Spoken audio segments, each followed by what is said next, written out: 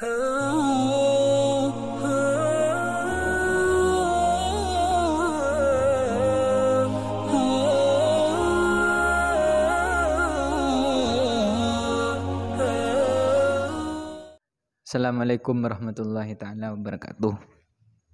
Bismillahirrahmanirrahim. Alhamdulillahirabbil alamin.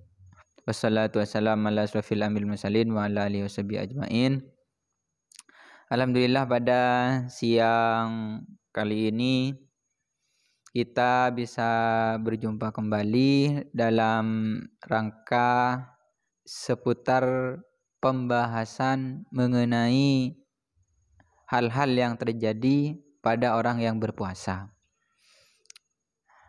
Namun sebelum kami memulai pertanyaan ini,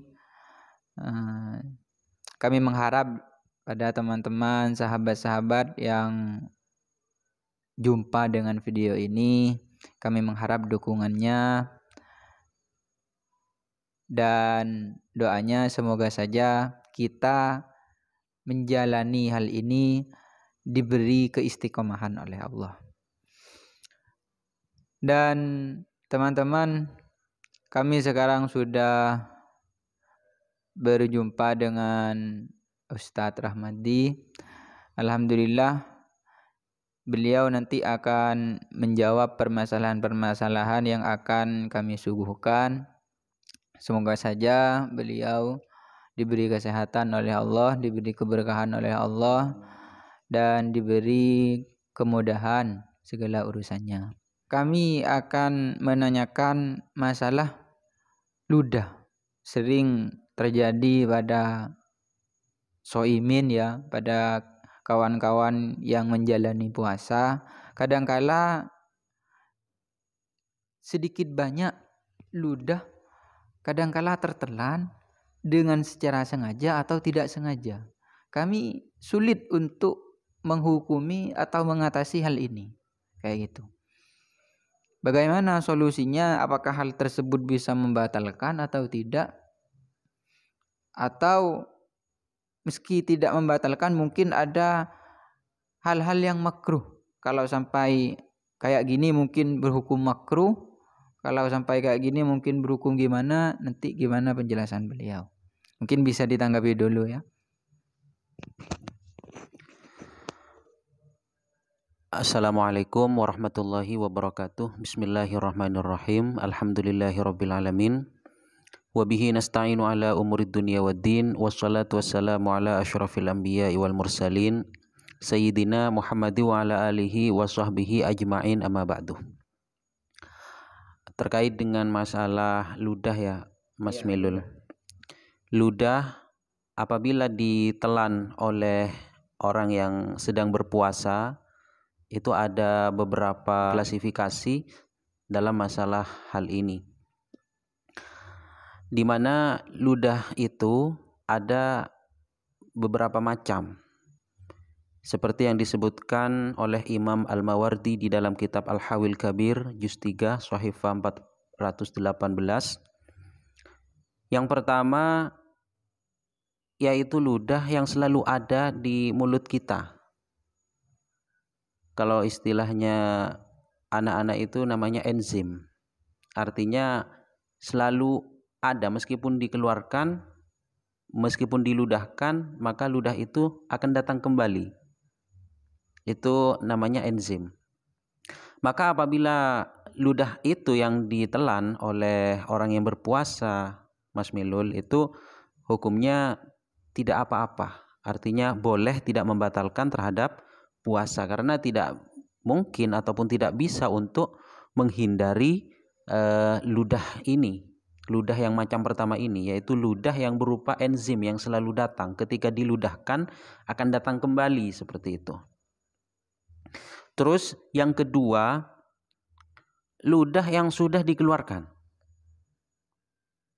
Maka ketika ludah itu sudah dikeluarkan kemudian kok ditelan lagi, maka hukumnya membatalkan terhadap puasa. Membatalkan terhadap puasa.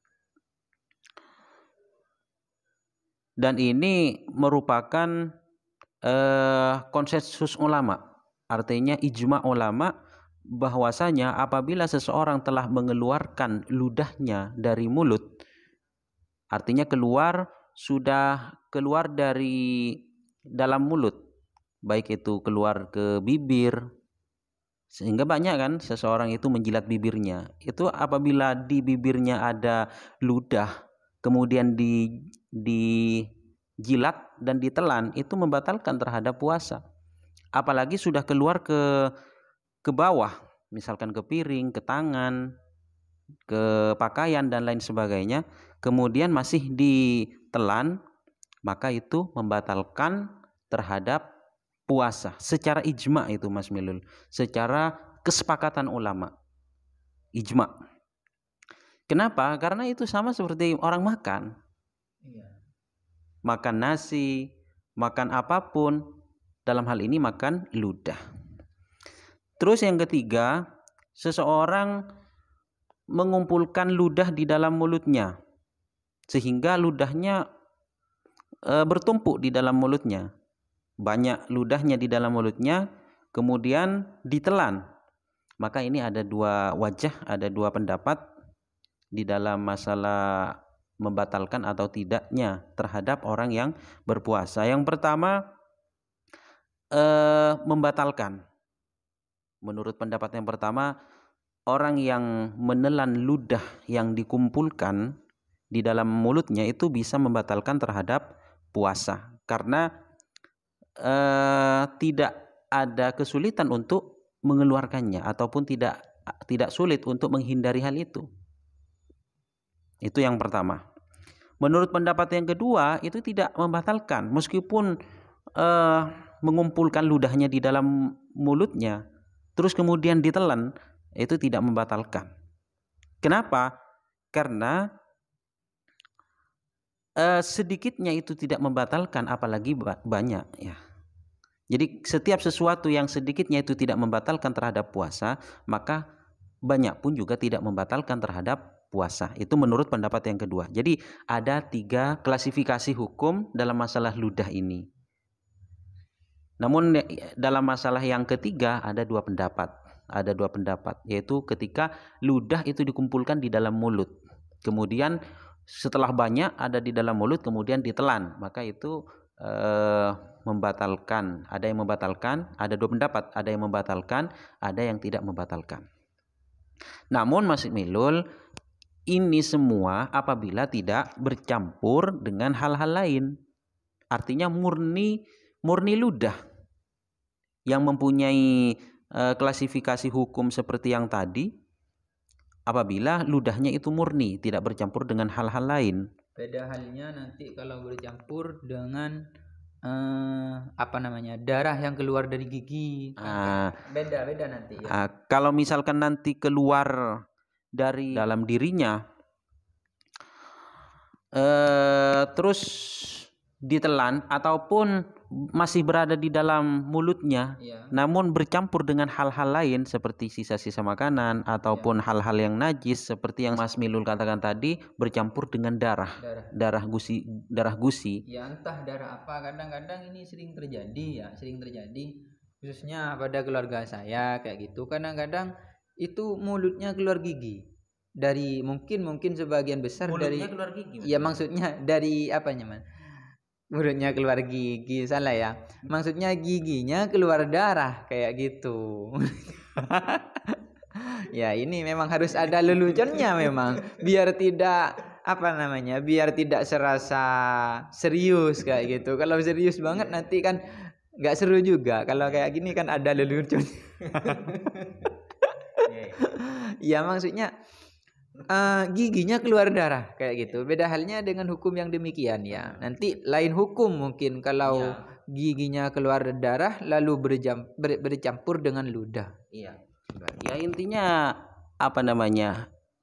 hukum-hukum masalah ludah ini apabila tidak bercampur dengan hal-hal yang lain. Kalau misalkan bercampur dengan hal-hal yang lain seperti darah yang seperti Mas Milul katakan tadi, darah gusi ataupun darah apapun itu, darah luka ataupun bercampur dengan sisa-sisa makanan, nah maka hukumnya nanti kalau ditelan hukumnya ya batal, bisa membatalkan terhadap orang yang berpuasa. Itu masalah ludah, Mas Melul.